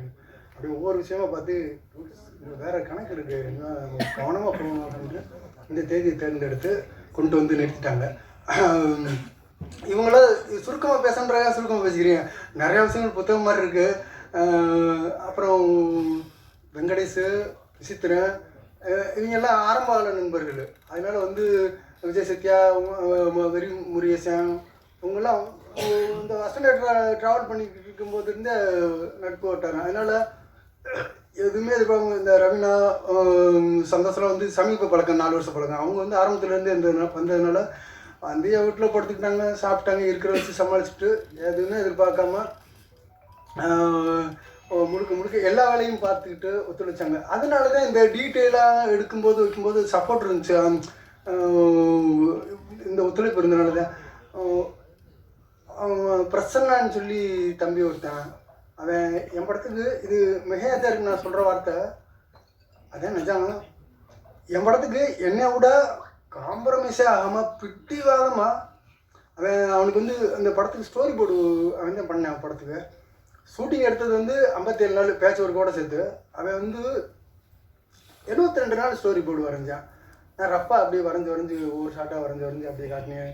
அதை அப்படியே எடுத்துகிட்டு பென்டாப்லெட் வச்சுட்டு உயிராக நான் ஏதாவது ஒரு இன்டர்வியூவில் காட்டிடுறேன். அந்த ஸ்கிரிப்ட் புக்கு 8 வருஷம் எழுதின டீட்டெயிலையும் அந்த ஸ்டோரி போர்டு புத்தகமும் இன்னும் அப்படியே இருக்குது. 72 நாள் எடுத்துகிட்டு முழு படத்தையும் வரைஞ்சி கொடுத்துட்டேன். இதான படம்ன்ட்டு. அப்புறம் கேமராமேனுக்கு எழுதியாச்சு. குரசவா மாதிரி படம் பண்ணணும்னு ஆசைப்பட்டோம். அது 2 கேமராமேன் வந்து ஒரு சின்ன பட்ஜெட்டில் அதை ஒரு நீங்கள் பார்த்துருக்கீங்களா, அதை பண்ணி கொடுத்துட்டாங்க சார். வேறு கடைசியாக ஒரு ஆணிவேர் சப்போர்ட் வந்தது. அது நானும் முயற்சி பண்ணல. சக்தியன்கிட்ட சொன்னேன், இந்த மாதிரி ஒரு நல்ல ஒரு செட்டப்போட ஒரு பிஆர்ஓ இவங்கெல்லாம் இருந்து அப்படியே ரிலீஸ் பண்ண நல்லா இருக்கணும்னு உடனே அண்ணன் ஃபோன் போட்டு சுரேஷ் சந்திரா சார் ஃபோன் போட்டு அண்ணன் ஃபோன் பண்ணும்போது சொன்னாங்க, சார் ஒரு நல்ல படம் நான் டிசைட் பண்ணியிருக்கேன், நான் எதுவும் எக்ஸ்பெக்ட் பண்ணாமல் இது பண்ணுறேன், ஆனால் இந்த மேடையில் தான் சொன்னாங்க நான் வந்து ஃப்ரீயாக பண்ணி கொடுக்க போகிறேங்க. அது ஆனால் அவங்ககிட்ட சொல்லும்போது ஏதாவது நம்ம சப்போர்ட் இருக்குங்க, ஏதாவது இல்லை ஒரு நேரம் ஆஃபீஸ்க்கு வர சொல்லிட்டு சார் தான் போல் அழுத்தமான சக்தி சார் யாருக்கும் பேசணும் இல்லையே என்ன சொன்னாங்க. அவங்ககிட்ட எதுவும் எதிர்பார்க்காதீங்க, பண்ணி மட்டும் கொடுங்க அப்படின்னாங்க. அப்புறம் நாங்கள் சொன்னேன் சார் மரியாதையாக இருக்குமா அப்படின்ட்டு சில ஆயிரங்கள் மட்டும் கொடுத்தோம். அது ஒரு நாங்கள் சும்மா எவ்வளோ நூறுவாசமாக சொல்லிக்கலாம்னு சம்பளம்லாம் கொடுத்து விளாடணும்னுட்டு அதுக்காக அப்படி சொன்னோன்னா அவர் சாருக்காக உள்ளே வந்து பார்த்தாங்க. ட்ரெய்லரு மற்ற விஷயங்கள்லாம் பார்த்தோன்னா அப்போ அவங்க ஒரு விஷயம் சொன்னாங்க. சுரேஷ் சந்திரா சார் சொன்னாங்க, பெரிய இடம் நாங்கள் இங்கே வந்து இப்போ வர்றதுக்கே பெரிய சந்தோஷப்படுறோம் அப்படின்னு சந்தோஷம்னாப்புல. இப்படிலாம் சொல்லித்தான் கோடம்பாக்கத்தில் பல சினிமா எங்களுக்கு நெருங்க மாட்டேங்குது. அவர் சுரேஷ் சந்திரா சார் சொன்னாங்க, நாசர் சாரும், நாங்கள் நிறையா சின்ன படங்கள் நல்ல படங்கள்லாம் நாங்கள் எங்களுக்கும் வேலை தெரியுமையா தூக்கி விட்ருமையா வரணுமையா அப்படின்னாங்க. ஏன்னா அவங்கள பெரிய செட்டப்லேயே பார்த்துட்டு இருக்கோமா, அதனால அவங்க சில பேர் அணுகாமல் இருக்காங்க. நான் சொல்லிக்க நண்பர்கள் எல்லாருமே வந்து அவங்க பாருங்கள் கண்டிப்பாக நல்லது நடக்கும். ஏன்னா அவங்க சார் என்கிட்ட சொன்னது, அதுக்கு சாட்சி சார் பக்கத்தில் இருக்காங்க. வேறு ரவீனா வந்து சந்தோஷம் வந்து கொஞ்சம் விவரமாக சொல்லிக்கிறேன். கொஞ்சம் அடுத்த ஆஞ்சநேயா பிக்சர்ஸு கணேஷ் சார் இப்போ உங்கள்கிட்ட நீங்கள் பார்த்துட்டீங்க நிஜம், இதுதான் அவர் நிஜம். கோயம்புத்தூருக்கு போய் ஒரு தடவை கான்ட்ராக்ட் பிடிச்சி படத்தை போய் விமியா ஆப்பில் போய் படத்தை போட்டு காமிச்சோம். பார்த்தாங்க ஒரு நிறுத்தி ஒரு நாள் பிஸிமேன், பயங்கர பிஸிமேன், 3.5 லட்சம் பேர் அவர் கீழே வேலை பார்க்குறாங்க. நிறுத்தி பார்த்தாங்க. பார்த்தோன்னா அடுத்த நாள் ஒரு தடவை நான் பார்க்கணும், நீங்கள் ஊருக்கு போங்கன்னு சொல்லிட்டு பார்த்தாங்க. பார்த்துட்டு சார் நான் நிறைய படம் பார்த்து எனக்கு பிடிச்சிருக்கு, நான் கண்டிப்பாக முடிவு பண்ணுறேன், நான் ஹெல்ப் பண்ணுறேன் அப்படின்னாங்க. அப்புறம் ஒரு 10 நாள் கழிச்சு ஃபோன் பண்ணாங்க, சார் நீங்கள் விமியா ஆப்பில் காட்டினது தான் பெரிய திரையில் வருமா, அப்படியே ஃபீல் இருக்குமா அப்படின்னாங்க. கேட்குறீங்க அதில் வேறு மாதிரி அவர் போது அதுதான் சார் வரும். அப்போ இல்லை அப்போ எனக்கு அரேஞ்ச் பண்ணுங்கள், நான் காசு கொடுத்துறேன் அப்படின்ட்டு உடனே அன்றைக்கி அடுத்த நாள் காலையில் ஃப்ளைட் ஏறி வந்துட்டாங்க. டிஎஸ்ஆரில் தான் ஷோ போட்டாங்க. பார்த்தாங்க, படத்தை பார்த்துட்டு ஒன்று சார் ரொம்ப பிடிச்சிருக்கு, இல்லை அந்த ஃபீல்டில் பார்த்தே பழக்கப்பட்டேன், அதை பார்க்கணுன்ட்டேன். வந்துட்டு அப்புறம் சக்தி சார்கிட்ட தான் ஐடியா பண்ணியிருக்கேன் வச்சுக்கோன்னு கூப்பிட்டு போங்க அப்படின்னு கூப்பிட்டு போய் மற்ற விஷயங்கள்லாம் பேசி கடற்கடன்னு கொண்டு வந்து இங்கே வந்து சேர்த்துட்டாங்க. அவருக்கு வந்து ஸ்பெஷல் தேங்க்ஸ். அவர் வந்து ஆஞ்சநேயரே அனுப்பின ஒரு ஆஞ்சநேயர் தான், ஒரு ஆஞ்சநேயர் தான் அவர் வந்து பயங்கர சப்போர்ட் எனக்கு. முழு தொகையும் செக்கு போட்டு என்கிட்ட கொடுத்தாரு. ரொம்ப கஷ்டப்பட்டு அவர்கிட்ட கொடுத்தாரு. செக்கை வந்து சக்தியா சார் வந்து அவர் 10 வருஷமாக பார்த்துக்கிட்டு இருக்காரு, கடந்த 10 படத்துக்கு பார்த்துக்கிட்டு இருக்காரு, இன்டர்வியூலாம் பார்த்துக்கிட்டு இருக்காரு. நேரில் பார்த்தோன்னா சரி எல்லாமே சரியாக நடந்துக்கிட்டு இருக்கணும்னு உடனே செக் எடுத்துகிட்டு சார் அப்படின்னாங்க. அப்போ ஒரு சக்தி அப்போ தான் ஷாக்காகி என்ன இல்லை 2 படம் ஏற்கனவே தப்பான படம் பண்ணிட்டேன், செலவு 2-3 கோடி ரூபா செலவழிச்சு விட்டேன், இப்போ இந்த செட்டப்பு லாஸ்ட்டு இந்த இடத்துல நான் இருக்கணும் இதில் அப்படிங்கும்போது அப்புறம் இனத்தயாரிப்பு அப்படின்ற இல்லை அவர் தான் ப்ரொடியூசர், அவர் இல்லைன்னா இது எல்லாமே சாத்தியமே இல்லை. அவர் ஆணிவேர். அடுத்து வந்து ரவீனா வந்து ஒரு கொஞ்ச நேரத்தில் முடிச்சார். ரவீனா வந்து ஷூட்டிங் பாட்டில் வந்து ஃபோனில் கதை சொன்னேன், சந்தோஷமும் ஃபோனில் சிங்கப்பூரில் இருந்தால் அப்படி ஃபோனில் கதை சொன்னேன், ரவீனாவுக்கும் ஃபோனில் சொன்னேன். ரவீனா வந்து கதை கேட்டதுலேருந்து இப்போ வரைக்குமான ஒத்துழைப்பு என்னென்னா அதிபயங்கரமான ஒத்துழைப்பு. ஷூட்டிங் ஸ்பாட்டில் கிளைமேக்ஸ் போர்ஷன் எடுக்கும்போது 90 குளமங்கலம்னு ஒரு ஊரில் ஒரு அக்காவுக்கு நடந்துச்சு. நான் அப்போ நான் ரொம்ப சின்ன பையன். இந்த இன்சிடெண்ட் அப்படியே விஷுவல் அப்படியே நடந்தது. அது அப்படியே சூசைட் பண்ணது வந்து இந்த காக்கா பிறந்தது வச்சது 4 நாள் அவங்க காணாமல் போனது எல்லாம் நடந்தது. அப்போ இந்த சீக்வன்ஸை நான் கதையாக சொல்லும்போது, சார் அதை எடுக்கும்போது எப்படி சார் எடுப்பீங்கன்னு, அது பார்த்துக்கலாம், நீ வாங்க ஏதாவது ஒயிட் மாஸ்டர் டூப் போட்டுடலாம், சாரி எல்லாம் கட்டி விட்டுருங்க. அவங்க என்கிட்ட ஒன்றுமே சொல்லாமல் அப்படியே சரி அப்படியா சார் அப்படி சார் எல்லாம் கட்டு அவங்க அம்மாவை அடுத்த நாள் அந்த போர்ஷன் கடைசியாக எடுத்தோம், அதுக்கு முன்னாடி எடுக்கணும்னு கடைசியாக எடுக்கும்போது அவங்க அம்மா வர சொல்லிட்டாங்க. வர சொல்லிவிட்டு ஸ்பாட்டில் வந்து நாங்கள் ஒரு ஒரு ஒரு சரியான ஆளை செட் பண்ணி வச்சுருக்கேன். கொஞ்சம் அவங்க அனாட்டமிக்கு ஹைட்டு எல்லாமே இதெல்லாம் கட் பண்ணி இந்த மாதிரி எடுக்க போகிறோம்னா க்ளோஸ்அப் ஷாட் இந்த இதெல்லாம் எடுக்கும்போது பண்ணிக்கலாம் அப்படின்னு. இல்லை நான் பண்ணுறேன் அப்படின்னாங்க. ஐயோ இது ஏற்கனவே நான் சின்ன வயசில் பார்த்த பெரிய விபத்து அது, நீ ஐயோ முடியாதுங்க அப்படின்னா. அப்போ அவங்க சொன்னாங்க ப்ராக்டிக்கலாக தயாராகி வந்துருந்தாங்க, ஷார்ட்ஸ் போட்டிருந்தாங்க, ஒரு ஷார்ட்ஸ் போட்டுருந்துருந்தாங்க. என்ன வேணாலும் எடுங்க தைரியமாக எடுங்க, என் அம்மா மட்டும் கேமராவில் கமிட் ஆகாதளவு பக்கத்தில் நிறுத்திடுங்க, நான் பார்த்துக்கிறேன் அப்படின்னா. ஏன்னா இந்த ஸ்கிரிப்டு வந்து நான் வந்து கேரக்டராக பண்ண விரும்பல, அந்த தொட்டிச்சியாக நான் ஃபீல் பண்ணிட்டு கதை கேட்கும்போது வந்து வாழ்ந்துக்கிட்டு இருக்கேன். நான் பண்ணுற ஒரு கார்ப்ஸ் கலர் ஷார்ட்ஸை போட்டுருந்தேன். எனக்கு பயமாகி போச்சு, இது ஏதாவது எங்கேயாவது நடுவில் போய் நின்றுச்சுன்னா தப்பாக இருமே அப்படின்ட்டு மறக்கும்போது, அப்போ என் ஊரில் அந்த கருது அடிக்கிறவங்க, அதில் எக்ஸ்பீரியன்ஸாக வண்டி ஓட்டுறவங்க அவங்க இருந்தாங்க. சரி தைரியமாக நீ பண்ண பார்த்துக்கலாம், மிஷினை இந்த கண்டிஷனில் தான் இயங்கும், மிஷினை ஆஃப் பண்ணதுலேருந்து ஒரு 30 செகண்டு வீரியமாக இருக்கும், பெல்ட்டை தட்டி விட்டுறலாம். அது இப்போ கேமரா கமிட்டு தவிர்த்து மீதி எல்லா இடத்துலையும் ஒரு 10 பேரை நிறுத்திட்டு அப்படி வந்து அவங்க பிடிவாதமாக பிடிச்சி அந்த சந்தோஷம் சொன்னதெல்லாம் வந்து மாண்டேஜ் நீங்களே பார்த்துருப்பீங்க, ஒரு 2 செகண்ட் கூட இருக்காது. அதுக்கெல்லாம் வந்து அவங்க டிராக்டரை கீழே நிறுத்தி அதில் ஒரு ஏணி போட்டு ஏறி அந்த மரத்தில் ஏறிட்டு அது போகிறோம் போக சொல்லிட்டு நின்னாங்க. அவங்க வாட்டி தைரியமாக வந்து ஒரு நவரசன் கார்த்திக் மாதிரி அவங்க ஒரு சீன் எடுக்கும்போது வந்து அந்த ஃபீல் பண்ணுறது இயல்பாக வர்றது. அவங்க வந்து என்கிட்ட 53 சீன் முதல் நாள் எடுத்தேன், முதல் நாள் ஷூட்டிங்கில் வந்து எடுக்கும்போது அவங்க 52 54 இது 2 டீட்டெயில்னு சொல்லுங்கள் அப்படின்றாங்க. அங்கேயே எனக்கு தெரிஞ்சிருச்சு, ஆஹா சரியான நபர் வந்திருக்காங்க, நல்லாயிருக்கும் வேலை அப்படின்ட்டு. 52 53 54 அந்த அக்னி நட்சத்திர வெயிலில் அப்படியே நின்றுட்டு அவங்க சொல்லுங்கள் பரவாயில்ல சொல்லுங்கள் அப்படின்றாங்க. ஒரு வேடிக்கை பார்க்குது, தூரம் அடிக்கிறவனுக்கு என்ன நடக்குன்னு தெரியாது, அதான் என்னை திட்டுற மாதிரி தெரியும். அவங்க கேட்கும்போது அப்போ சொல்கிறேன், சார் மேடம் அந்த சீனில் அது நடந்துச்சு, இப்போ வந்து அதுக்காக இந்த பொண்ணு 53 சீனில் இப்போ டீ கடைக்கு வந்திருக்க இடத்துல இந்த விஷயம் நடக்குது. அவன் வந்து இப்போ சிரிக்கிறா, கையை கொண்டு விடுவேன்னு அவனை சொல்கிறா அப்படின்னு விஷயத்த சொன்னோம். இதுக்கு அடுத்தது அடுத்து எடுக்கும்போது நீங்கள் ஃபீல் பண்ணால் போதுமே, இல்லை நான் தெரிஞ்சுக்கிறேன் ஜஸ்ட் வரலாம் அப்படின்ட்டு. இப்படியே டாய்லெட் பாத்ரூம் வசதி கூட பண்ணி கொடுக்கல. நான் வந்து நம்ம ஊரில் இருக்குது, பக்கத்து ஊர் ஒரு 5-6 ஊரில் எடுத்தேன்னா அவங்க பூரா ஒரு வளர்ச்சி அடையாத கிராமங்கள், பழைய கிராமம் வேணும்ட்டு போய் எடுத்தது. காலைல செருப்பு கூட போட விடல, மொத்த படத்தில் நடித்தவங்களே இந்த போலீஸ் ஸ்டேஷன் சீக்வன்ஸ் மட்டும்தான் போட விட்டேன். அப்போ டாய்லெட் பாத்ரூம் இல்லை, மூலவூர்ச்சின்னு ஒரு ஊர், என் ஊர் பக்கத்து ஊர், என் சொந்தக்காரங்க ஊர் இல்லை, அவங்க எதுவுமே காட்டிக்கிறல.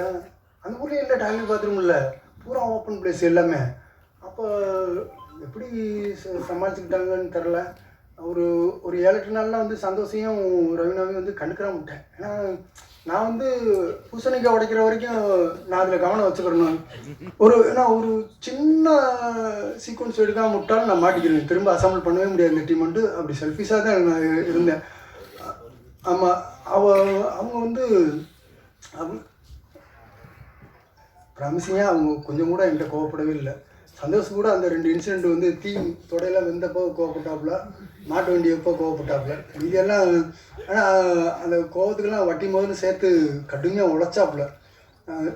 தமிழ் சினிமாவில் வந்து என்ன பெரிய பெரிய படங்கள்லாம் பண்ணுவீங்கன்னு நம்பிக்கை இருக்குது. ஆனால் என் வீட்டில் கடைசி வரைக்கும் இருக்க போட்டால் இந்த 4 பேர் போட்டால் தான் ராஜா சார் சக்தி என்ன. ஏன்னா அவங்க எனக்கு உயிர் கொடுத்துருக்காங்க, சந்தோஷ் ரவினா.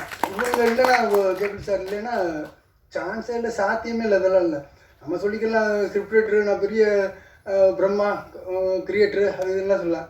டீம் இருக்குது.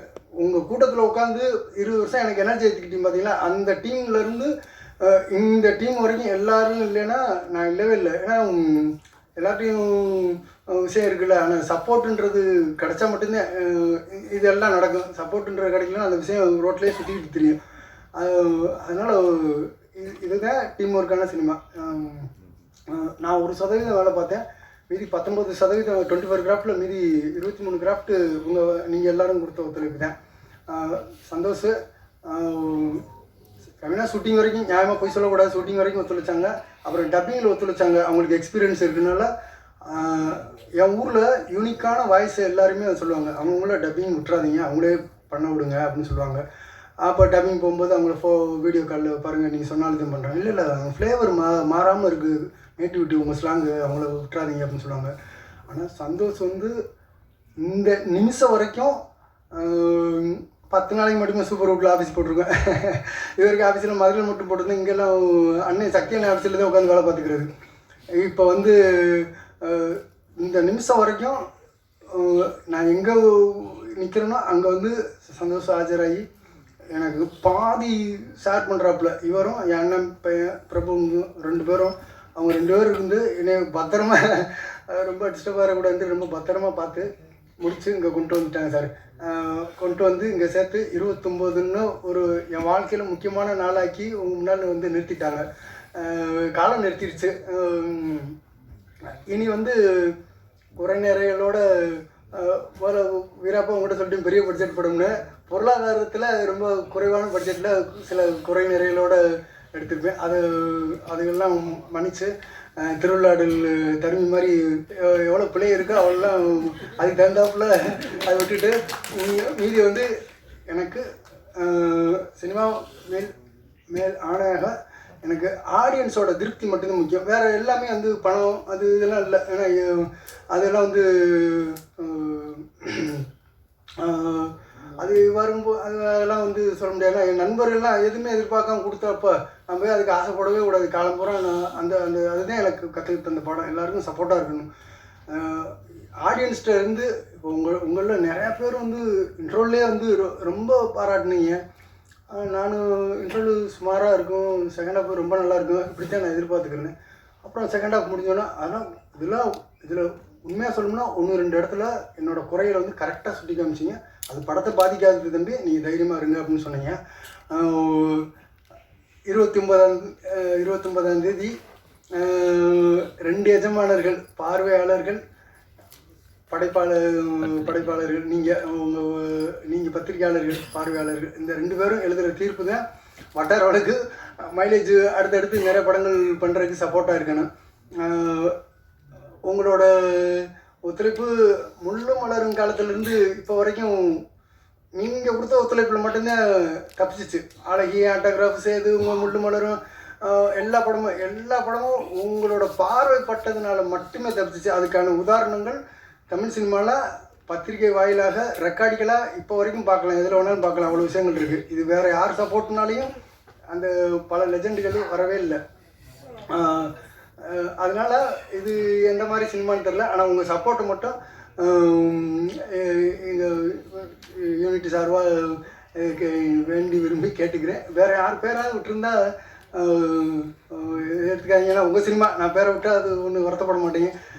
பத்திரிகையாளருக்கு இதயபூர்வமான பணிவான வணக்கம், நன்றி சொல்லி உங்களை அதிகமாக எதிர்பார்க்குறேன் உங்கள் சப்போர்ட்டு. நன்றி சார்.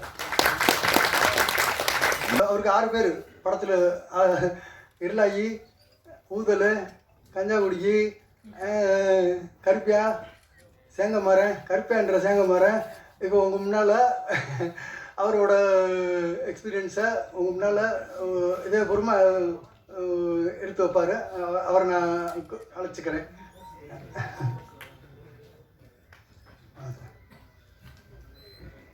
ரொம்ப நன்றி. நான் கவிஞர் விக்ரமாதித்தன் அவருடைய மகன். எங்கள் அப்பா ஒரு பத்திரிகையாளர். ஐயாவோட கவிதையில் படித்து பெருசாக பண்ணிக்கணும், அதை சொல்லி தான் நான் கூப்பிட்ருக்கேன்னு. நான் கொஞ்சம் மன்னிச்சிருங்க. நன்றி. தேங்க்ஸ். அதாவது சின்ன வயசில் எங்கள் அப்பா இந்த வி.கே. ராமசாமி, நாஞ்சில் மனோகரன் அவங்க மாதிரிலாம் பேட்டி எடுத்து இதயம் பேசுகிறது, தராசு, நக்கீரெல்லாம் வரும். அதை அந்த பத்திரிகையை வாங்கி அந்த பேரை பார்க்கறதுல எங்களுக்கு ரொம்ப சந்தோஷம். ஏன்னா அவர் சென்னையில் வேலை பார்ப்பாரு, நான் சொந்த ஊருக்கு தென்காசியில் இருப்பேன். ஒரு தமிழ் கவிஞர் மகன், ஒரு பத்திரிகையாளர்.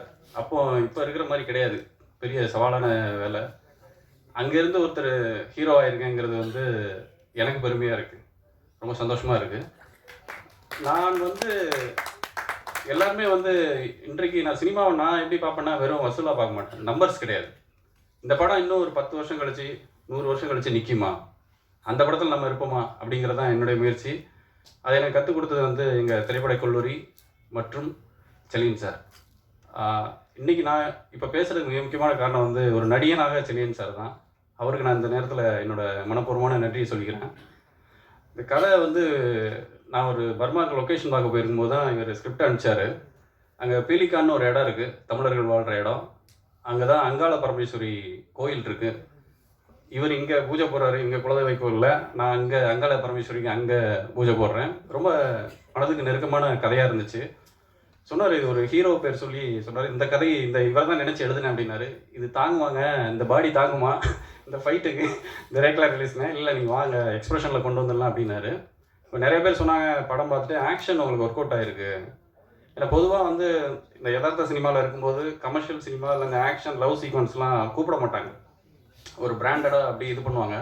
இந்த படம் எனக்கு வேறு ஒரு பரிணாமத்தை கொடுத்துருக்கு. அதுக்கு டைரக்டருக்கு நன்றி சொல்கிறேன். அன்றைக்கி அந்த சண்டை வந்து சொன்னார் பார்த்தீங்கன்னா, அது எங்கள் செலியன் சார் சொல்லுவார், ஒரு படம் நல்லா வர்றதுக்கு நம்ம சண்டை போடுவோம், டைரக்டர் ப்ரொடியூசருக்கு வரும், டைரக்டர் ஹீரோக்கு வரும், கேமராமேனுக்கு வரும். ஆனால் அது அன்றைக்கே நைட்டு மறந்துட்டு அடுத்த நாள் நம்ம சீனுக்குள்ளே போயிடுவோம், ஆடியன்ஸ்க்கு எப்படி பண்ண போகிறோங்கிறது போயிடும்பாரு. அது நான் அசிஸ்டண்ட்டாக இருக்கும்போது எனக்கு சொல்லிக் கொடுத்தாரு. ஸோ அடுத்த நாள் நான் மறந்துட்டு சரி கடந்து போவோம் அடுத்த பண்ணுவோம்னு போகும்போது தான் ஷூட்டிங் ஸ்பாட்டுக்கு போனால் ஒரு பெரிய காலமாட்டு இருந்துச்சு. இன்றைக்கி என்ன பண்ண போகிறான்னு தெரியலையே அப்படிங்கும்போது நான் என் கூட ஒரு வெறி முருகேசன், என்னடா முருகேசா காலமாட்டு இருக்குது, அது ஒன்றும் இல்லைன்னா வந்து இந்த மாதிரி நீங்கள் வந்து காலை அடக்கி மருதநாயகன் கமலஹாசன் மாதிரி அது மேலே ஏறி உட்காந்து போகிற மாதிரி ஏதோ பேசிக்கிட்டு இருக்காங்க அப்படின்ட்டான். சரி நம்ம டேரக்டர்கிட்ட போய் எதாவது கேட்டால் திடீர்னு உண்மையில ஏற்றி விட்டாப்புலன்னா பிரச்சனை ஆகிடும், சரி கொஞ்ச நாள் பேசாமலே இருப்போம் அப்படின்னு. அவனும் நானும் பேசுவேன் அவரும் பேசுகிற மாதிரி இந்த சண்டை போட்ட காதலர் மாதிரி ஆகிப்போச்சு இன்னைக்கு. யாரும் முதல்ல பேசுறது, அதுக்கப்புறம் வேறு வழி இல்லையா, குடும்பம் நடத்தியானுமே. அதனால் அதை பேசிட்டு போது அது நடக்கக்கூடியது தான் என்னன்ட்டு. அதுக்கப்புறம் அந்த ஸ்டன் மாஸ்டர் கூட சொன்னார், நீங்கள் ஏதாவது ஆர்வப்பாளர் ஏதாவது பண்ணிட்டீங்கன்னா எங்கள் யூனிட்டில் எனக்கு பிரச்சனை ஆகிடும், நீங்கள் பாட்டுக்கு இது யார் ஸ்டன் மாஸ்டர்னு பார்த்துருவாங்க, அதனால் கொஞ்சம் கவனமாக இருங்க, வளர்ந்து வரும்போது சேஃப்டி முக்கியம் அப்படிங்கும்போது தான் நான் சொல்லுவேன். அதுக்கப்புறம் அவர்கிட்டே சொல்லுவேன், இந்த இதெல்லாம் கவனமாக பாருங்கள் அப்படின்னா. ரொம்ப பிடிச்ச படம் அது. நாங்கள் இந்த படம் கஷ்டப்பட்டு எடுத்தோம் அப்படின்னு சொல்கிறத விட இஷ்டப்பட்டு எடுத்தோம். ஏன்னா ரொம்ப இஷ்டப்பட்டு தான் நடித்தது ஒவ்வொரு சீனும். அதுலேயும் பார்த்தீங்கன்னா ரொமான்ஸ் சீன்லாம் பார்த்தீங்கன்னா டேரக்டர் வந்துடுவாப்புல, ரவீனாவை போய் சொல்லிடுவாப்புல க்ளோஸ்அப் எடுக்கும்போது என்னை பார்த்து ரியாக்ஷன் கொடுங்க அப்படிங்காப்புல. ஓ ரவீனாவை வந்து நான் பார்த்து உங்களை பார்த்து ரியாக்ஷன் கொடுக்கணுமா, நினச்சிக்கோங்க ஆனால் ரமணி தள்ளுங்க, நான் அந்த சிவரை பார்த்தே கொடுத்துக்கிறேன் அப்படிங்கும்போது ரொம்ப ஆத்மார்த்தமாக ஒர்க் பண்ணி ஸ்பாட்லேயே இளையராஜா சார் இந்த இடத்துல மியூசிக் வரும்னு சொல்லி ரொம்ப பிடிச்சது. எனக்கு வந்து பர்சனலாக வந்து அவர் இசைஞானி அவர்கள் பேர் கூட நம்ம சொல்கிறது எனக்கு ரொம்ப தயக்கமாக இருக்குது. நம்ம அவர் இசையில் வந்து ஏன்னா இன்றைக்கும் வந்து பழைய பாடல்களில் ஒரு ராமதரன் சார், ராமராஜன் சார் ஆகட்டும், விஜயகாந்த் சார் ஆகட்டும், ரஜினி சார், கமல் சார் எல்லாருமே பழைய பாடல்களில் பார்த்தீங்கன்னா அப்படி ரொம்ப அழகாக இருக்கும். அதுமாதிரி எனக்கு ஒரு 2 பாட்டு கொடுத்துருக்காங்க, அதுக்கு இளையராஜா சாருக்கு எப்போவுமே ரொம்ப நன்றி. முன்னாடியே சொன்ன மாதிரி வந்து படம் வந்து இப்போ நிறைய பேர் சொல்கிறாங்க படம் வெளியிடுறது கஷ்டம், தேட்டர் கிடைக்கல, அதெல்லாம் உண்மை கிடையாது. நீங்கள் வந்து தரமாக ஒரு படம் எடுத்தீங்கன்னா, நல்ல டைரக்டர்ஸ், நல்ல ஸ்கிரிப்ட் ரைட்டர், ரொம்ப முக்கியமாக இதை தரமாக எடுத்துகிட்டு போனீங்கன்னா, தமிழ் சினிமாவில் இப்போதைக்கு ஒரே ஒரு ஆள் தான் இருக்காங்க, சக்தி சார். அவர்கிட்ட கொடுத்துட்டிங்கன்னா நீங்கள் பாட்டுக்கு இதே மாதிரி செக்கை போட்டு கொடுத்தா போதும், அவர் எல்லாம் பார்த்துக்குவார். இல்லை சொல்கிறேன் நான், ஏன்னா அந்த நம்பிக்கை வந்து நிறைய ப்ரொடியூசர் சின்ன படங்கள் எடுத்தால் ரிலீஸ் பண்ண முடியல, தேட்டர் கிடைக்கல, ஓடிடி போகல அப்படிங்கிற இந்த குற்றச்சாட்டு வர்றதுக்கு காரணம் படம் தரம் இல்லாமல் இருக்கிறது தான். அது தரம் இல்லாத காரணம் வந்து டைரக்டர்ஸ் தான் மெயின். ஏன்னா ஒரு படம் வந்து என்ன தான் ஹீரோவாக இருந்தாலும் டைரக்டர் தான் மெயின், ரைட்டர், இந்த 2 பேர் தான் ரொம்ப ரொம்ப முக்கியம். ஸோ தரமான படத்தை எடுத்துட்டிங்கன்னா இன்றைக்கு ஒன்வே மாதிரி அவர் தான் இருக்காரு. சக்தி சார்கிட்ட கொடுத்தீங்கன்னா அந்த படத்தை எப்படி கொண்டு போய் எந்த நாளில் டேட் உட்பட அவங்க கவனிக்கிறாங்க, எந்த டேட்டு, எந்த ஷோ, எந்த ஊரில் எப்போ இதாகணும், எப்படி போஸ்டர் டிசைன் பார்த்தீங்கன்னா அவரே உட்காந்து அவங்க டீமே உட்காந்து போஸ்டர் டிசைன் பண்ணாங்க. அதெல்லாம் ரொம்ப இறங்கி வேலை செஞ்சாங்க. அது உண்மையை சொல்ல போனோன்னா நம்ம பணத்துக்காக வேலை செய்கிறத விட மனதுக்காக வேலை செஞ்சாங்க. அதனால தான் இன்றைக்கும் வந்து இப்போ சக்தி சார்னு சொல்லும்போது நான் ஒரு பேச்சுக்கெல்லாம் சொல்ல, உண்மையிலே அந்த பிராண்டு வந்த உடனே அந்த படம் வந்து கவனிப்படுது ஆடியன்ஸ் மத்தியில், ப்ரெஸ்ஸில், இப்போ ஒரு யூடியூபர்ஸ் வந்து பார்க்கும்போது கூட அப்படியா அப்படிங்கும்போது கவனிச்சாங்க. அது சக்தி சாருக்கு மிக்க நன்றி. ஆஞ்சநேயா ப்ரொடக்ஷன் சார் சொன்ன மாதிரி ஒரு இன்றைக்கு ஒரு சில பேர் பண்ணுறாங்க, அது மேடையில் சொல்லலாமான்னு தெரியல, ஆனால் சொல்ல வேண்டியதுதான். என்னன்னா குறுகிய காலத்தில் ஜெயிக்கணுங்கிறதுக்காக ஒரே படத்தில் வந்து யாராவது ஊர்லேருந்து ஒரு கோயம்புத்தூர்லேருந்தோ சேலமோ மதுரையிலேருந்தோ கூப்பிட்டு வந்து 1 கோடி படம் எடுக்கிறேன் 2 கோடி படம் எடுக்கிறேன்னு சொல்லிட்டு அதில் கமிஷன் அடித்து அதெல்லாம் பண்ண வேண்டாம். நீங்கள் நேர்மையாக உழைச்சிங்கன்னா அந்த படம் நீங்கள் இந்த கமிஷனெல்லாம் வச்சு சம்பாதிச்சதை விட மிகப்பெரிய ஒரு அங்கீகாரத்தையும் அடையாளத்தையும் விருதையும் பணத்தையும் கொடுக்கும். அப்படி வந்து ஆஞ்சநேயா ப்ரொடக்ஷன்ஸ் வந்திருக்காங்க. நிச்சயம் இந்த படத்துக்கு அப்புறம் இன்னும் நிறைய நல்ல படங்கள் பண்ணுவாங்க. அவங்களுக்கு சினிமா மேலே இருக்கக்கூடிய ஒரு பேஷன், ஆர்வம் தான் அதுக்கு மிக முக்கியமான காரணம். இதுமாதிரி கேபிள் சாருக்கும் நன்றி. அவர் ஸ்பெஷல் ஷோ போடுறதுலேருந்து இவங்களெல்லாம் கூப்பிடணும், இவங்களை எழுத வைக்கணும் அப்படின்னு சொல்லும்போது கிட்டத்தட்ட ஒரு 20 வயசு பையனுக்கு இருக்கிற ஒரு வேகத்தோடு இருக்கிறாரு. ரொம்ப ஆச்சரியமாக இருக்குது. அவ்வளோ படங்கள் பார்க்குறாரு. எனக்கு கூட நேரம் இல்லை, என்ன பண்ணுறீங்க அப்படின்னு தான் நான் கேட்குறேன். ஸோ ரவீனா முன்னாடியே சொன்ன மாதிரி, ரவீனா நீங்கள் வந்து ஒரு ஹீரோயினாக கமிட் பண்ணிங்கன்னா முதல்ல விஷயம் டப்பிங் நீங்கள் இன்னொரு ஆர்டிஸ்ட்டை போட வேணாம், அதுலேயே உங்களுக்கு பெரிய சேவிங்ஸு. மேக்கப் போடுறதுக்கு நேரம் எடுத்துக்கிறது இல்லை, சீக்கிரம் பண்ணிடுறாங்க. ப்ளஸ் சிங்கிள் டேக் ஆர்டிஸ்ட்டு ரொம்ப நேரம் ஆகாது. இந்த மாதிரி நான் நிறைய அசிஸ்டன்ட் கேமராமேனாக ஒர்க் பண்ணதுலேருந்து சொல்கிறேன், இந்த மாதிரி ஹீரோயின் நான் பார்த்ததில்லை. அதனால தான் வந்து ஏன்னா சண்டை போட்டாலும் திரும்ப சேர்ந்துருக்கோம் அப்படிங்கன்னா அந்த மாதிரி வந்து ஒரு கதைக்கு கமிட்மெண்ட்டாக நம்ம வேலைக்கு உண்மையாக இருக்கிறது ரொம்ப ரொம்ப இன்றைக்கு இருக்கக்கூடிய ஒரு புது ஹீரோயின்ஸ் ஆகட்டும், அப்கமிங் ஹீரோயின்ஸ் ஆகட்டும், அவங்க நல்ல ஒரு ரோல் மாடல். இது ஒரு நன்றி அறிவிப்பு கூட்டம் தான். நீங்கள் உங்களுடைய பலம் தான் எங்களுடைய பலம்.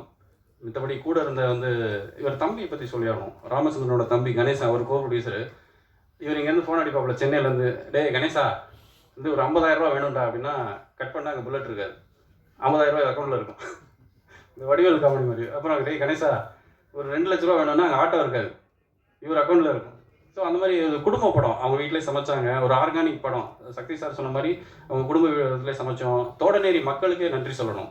எல்லாம் வந்து அப்படி அவ்வளோ நம்ம ஊரில் வந்திருக்காங்க, நம்மளை ஒரு விருந்தாளர் தான் ட்ரீட் பண்ணாங்க. தோடநேரி மக்கள், பருத்திவீடன் வெங்கடேஷ், ஈஸ்வரன், வெறிமுருகேசன், விஜய் சத்யா, விசித்திரன், கேஎஸ் சங்கர், கிச்சன் அவர், சுந்தரபாண்டியன், இது மாதிரி வந்து என்னென்னா எல்லாருமே வந்து இந்த படத்தில் நான் எனக்கு எவ்வளோ சம்பாதிப்போம், இல்லை இந்த படம் பண்ணால் என்ன கிடைக்கும்னு பார்க்காம இவருக்காக இந்த படம் பண்ணணும், இந்த கதைக்காக படம் பண்ணணும்னு இறங்கி வந்து பண்ணாங்க. அவங்க அனைவருக்கும் நன்றி. இனிமேல் உங்களோட எழுத்து எங்களுக்கு மிகப்பெரிய பலமாக இருக்கும். அனைவருக்கும் நன்றி. வணக்கம்.